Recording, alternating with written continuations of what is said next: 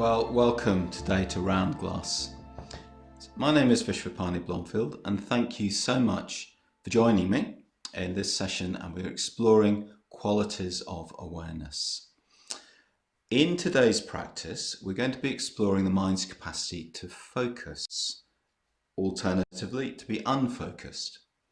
So the question to consider in the chat is there something you really love doing so much that when you do it, you get really, really focused and absorbed? So we'd love to hear what engages you in that way. Now, thinking back a few years, some time ago, I spent almost 3 years writing a book on the Buddha. And I immersed myself in ancient texts describing his life, what the historians have to say about it. And I'd spend all day writing, and then at the end of the day, I come blinking out into the light. And in the course of the time that I was writing this book on the Buddha, my wife became pregnant with my son, our first child. And each week we went to a group for expecting parents.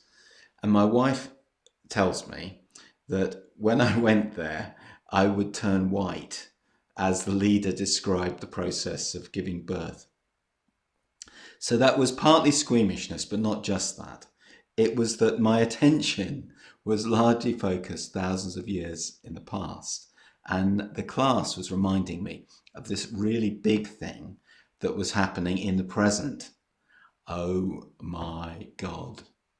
So attention, our capacity to focus the mind on purpose. It's really important, but it isn't straightforward. So the first thing is we get distracted. Our attention can be hijacked. So just think what happens when you're surfing the web and you look at one thing and then you see a link and you look at something else and off you go, and hours can go by. And of course that isn't an accident. There are people who are paid a lot of money to keep us surfing and clicking and then eventually buying things. And then again, daydreaming can be enjoyable. It's important to sometimes just let the mind roam around. Now there's another kind of hijacking that happens to my dog when she sees a squirrel. Now, my dog is a retired racing greyhound, and that means she's trained to identify and chase small animals. So when a squirrel or a cat catches her eye, she's suddenly alert, intent, poised, ready to pounce. And I sometimes have to drag her away or distract her somehow. I stand in front of her actually, and she can't see the squirrel anymore. So attention isn't simple. We can be very focused, but in a very narrow way, and our attention can then go somewhere else. So we need to work with attention. We need to explore our capacity to focus the attention, or alternatively to relax it. So you could think of a flashlight with an adjustable focus. So now it's smaller and sharper, and then as we open it out, it becomes wider and more diffused. And sometimes you need one, and sometimes you need the other. And we work with this in meditation. We're guiding our attention, we're training our attention. And every time we notice that we're thinking and we make a choice to return to the breath and the body, we're working with our attention and our ability to focus. And this is a gradual process. It's a training. And a lot of the time, our minds are bound to wander. And you can notice what your mind does when something comes on. It might be that it's like a squirrel, for your dog, and it grabs our attention. Or it might be like a clickbait headline on social media, and it interests us just enough to want to follow it up. Then again, we might become really absorbed in a moment, or alternatively, our attention might be more broad and ambient. So lots of things to say about attention. It's good to hear some of the things that you get really absorbed in. So one person saying, teaching myself to play the guitar. Yes. Or baking with a new recipe. Yes, you really have to pay attention. It's those little details. Building Lego with my kids. Knitting. That's quite a particular kind of absorption, isn't it? And rock climbing. Now, rock climbing, yes, you need to pay attention when you're rock climbing. So, yeah, it's good to notice when we become absorbed and what helps us become absorbed. A lot of it is about interest or engagement. So let's take that into today's practice.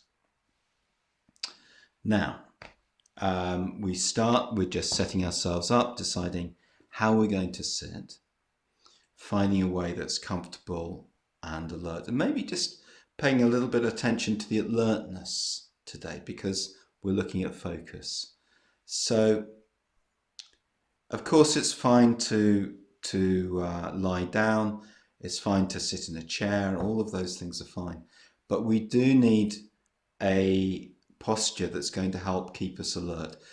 Or alternatively, we need to counteract the effect of the posture we have.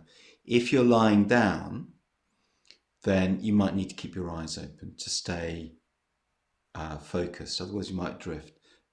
Make your choices, but just ask the question: what helps us to fall awake, as we sometimes say, rather than fall asleep? So, connecting with the posture and that sense of alertness. If we sit upright, maybe just paying attention to the spine and feeling the whole height of the body now. Feeling the body rising up, extending upwards, the length of the spine. And as we do that, as we feel the height of the body, then the shoulders just naturally want to fall back, leaving the chest quite open.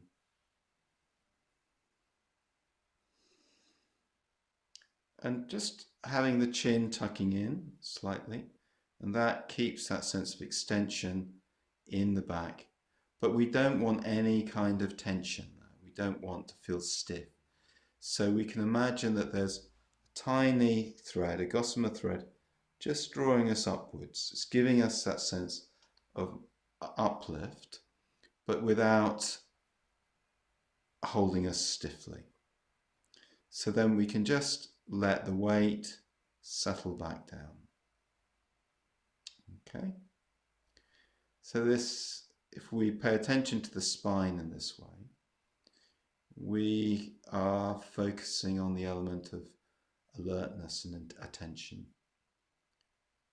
So it's getting used to the posture and bringing our attention right into the body, feeling all of the sensations of the body. And we can start off with quite a broad ambient awareness of the body. It's alert, but it's not thinking about the body. It's sensing the body. Feeling what the senses are bringing to our awareness.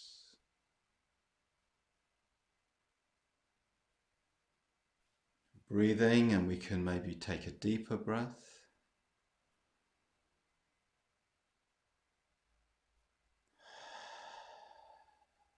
Nice deep out breath as well. Just let the breath flow in the body.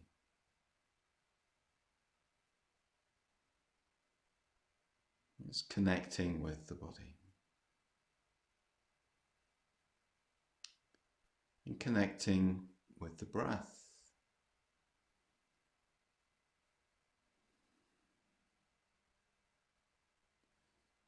So as we connect with the breath,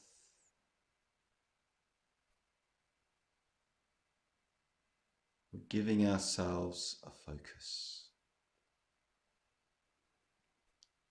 We're directing our attention to one part of the body. The breath is a good place to focus. But if we do this quite a lot, if we meditate quite a lot, it becomes quite familiar. So let's shift it around a bit. Let's just play around with it. So let's take our attention down to our feet and noticing the contact between your feet and the floor.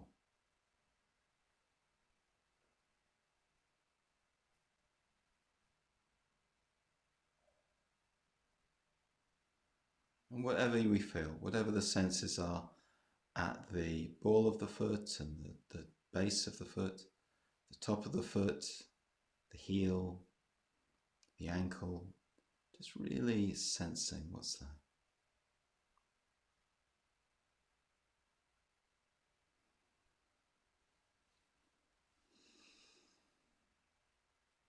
Okay. So now we're going to move. We're going to take our attention to our hands and feeling the hands. And just notice what the hands are touching. The thighs or wherever they're resting. So feeling there's the sense of contact and the fingers, the pads of the fingers, and the palms of the hands. Just feeling all of those points of contact, sensation.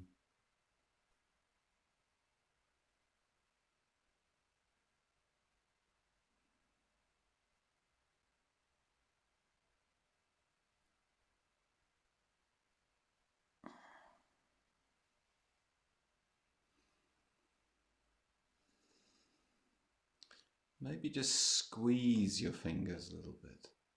Just notice if that changes your experience, if that brings your attention more closely. So if we move, squeeze the fingers, we get a greater sensation. So can we keep the same attention as we soften the squeeze?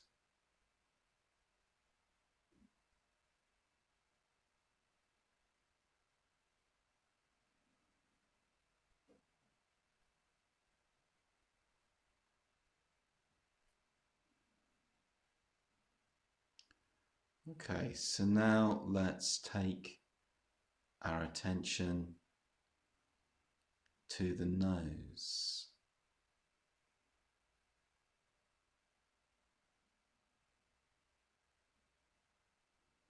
So just noticing the nostrils and the sensation of the air entering the nostrils.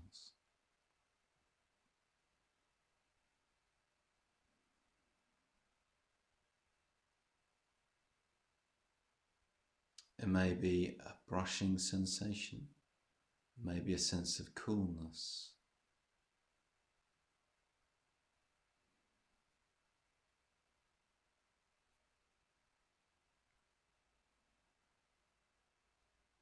Maybe a very delicate sensation.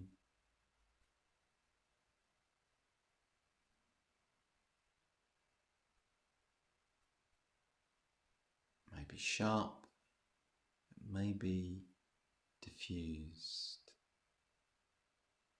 See if we can balance our awareness here at the tip of the nose.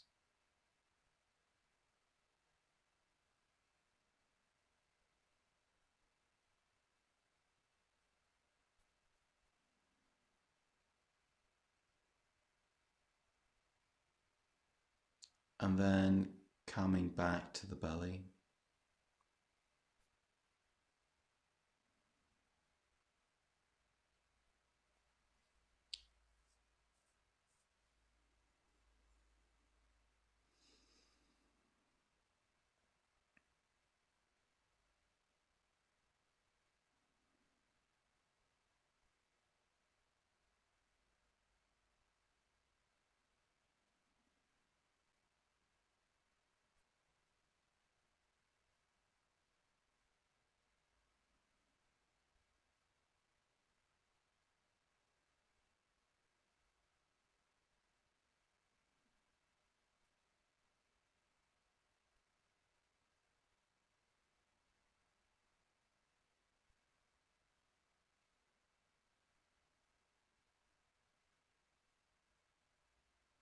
So staying with the belly and then gradually letting our awareness spread through the whole body.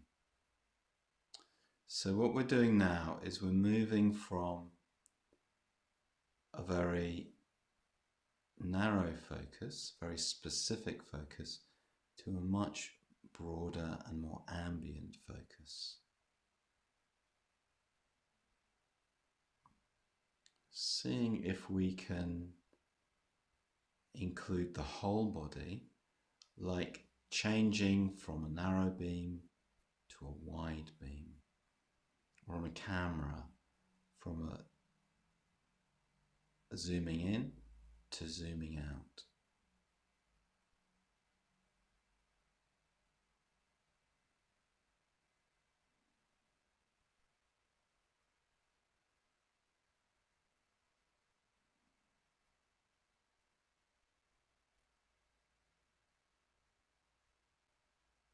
So the whole body, from the head all the way down through the torso and the arms, the belly and the bottom, the legs and the feet, just including the whole of our experience in our awareness.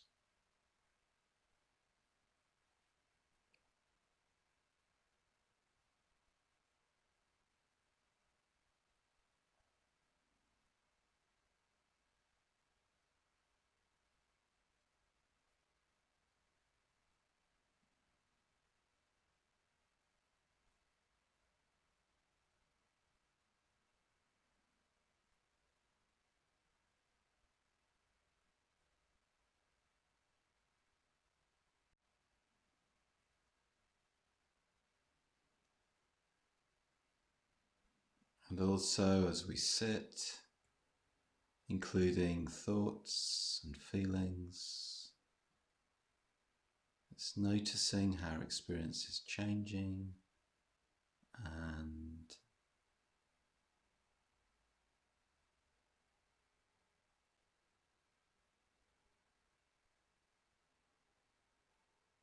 maybe noticing sounds,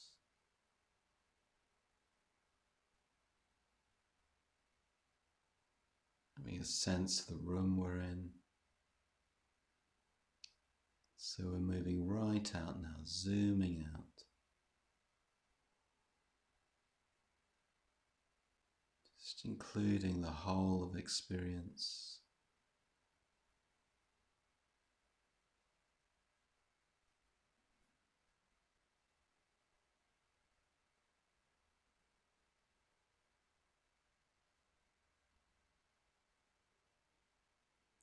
Now we're going to change again.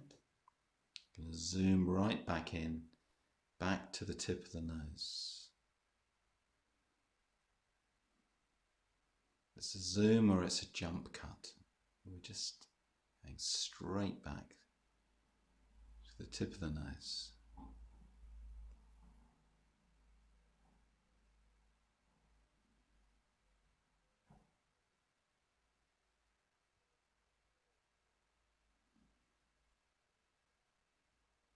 And really noticing these very fine, very precise sensations.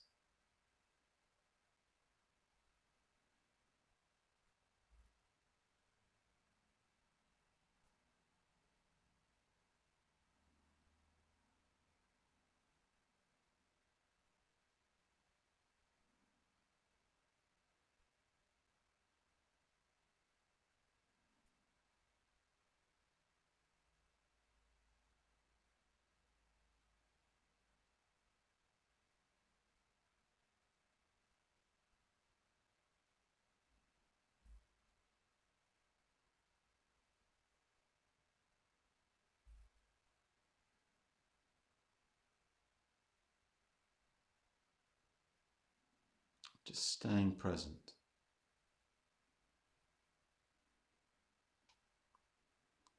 Maybe also noticing what happens with our thoughts. When a thought comes along, just noticing how our attention is drawn towards it.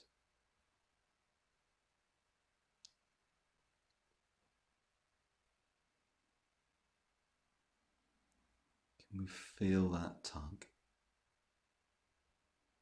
And what happens when we let go of the thought? So, like a cloud floating across the sky, we just let it go. We come back, we bring ourselves back to the breath, back to the sensation of the breath in the nostril.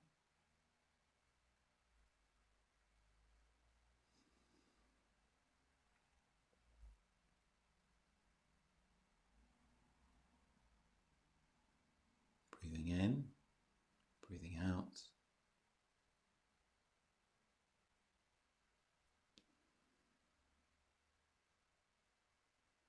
And staying present.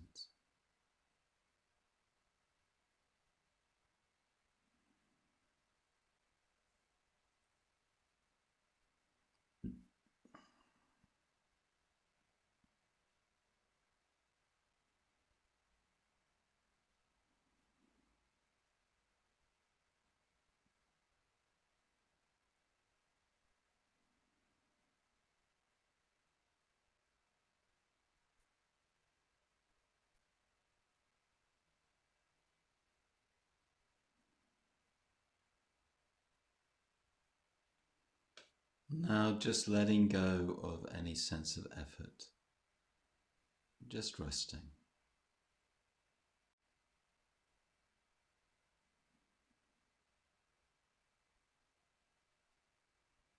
Even if we weren't consciously making an effort, just giving ourselves a moment where we're really not doing anything at all. We're not going to start thinking about things, we're not going to meditate even, we're just going to sit.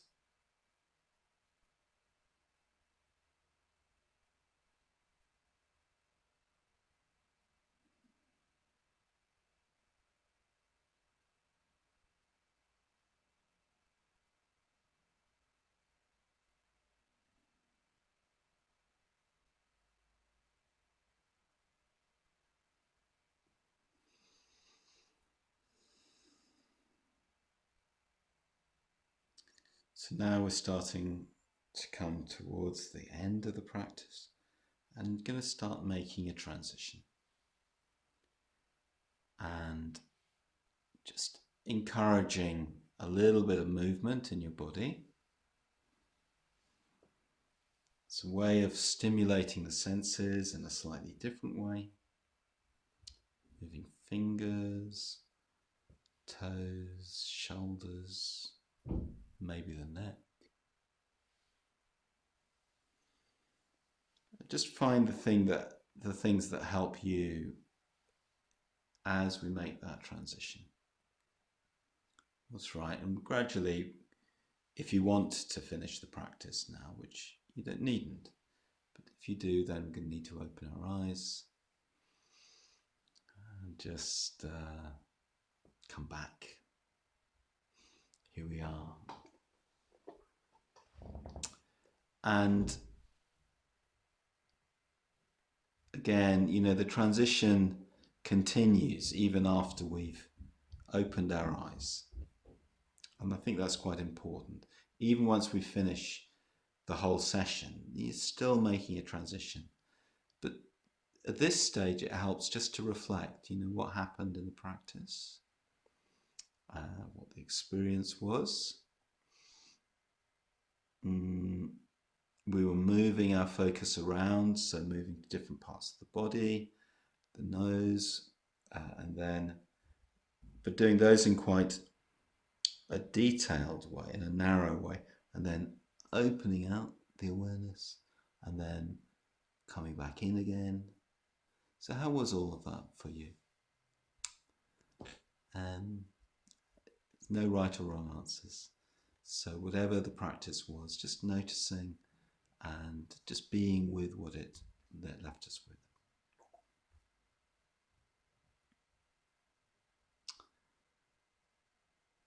So,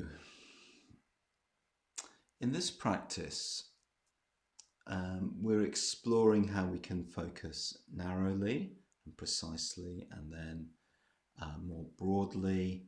A good image is expanding or narrowing the beam of a flashlight. So just noticing how it was to play with that, and then also what about our thoughts? So the thoughts are always there, but maybe you notice that there are some thoughts that capture our attention. Some thoughts, they've got this emotional charge to them, but others just drift by. So as we were exploring that, what was involved in being caught up in a thought and what was involved in letting go?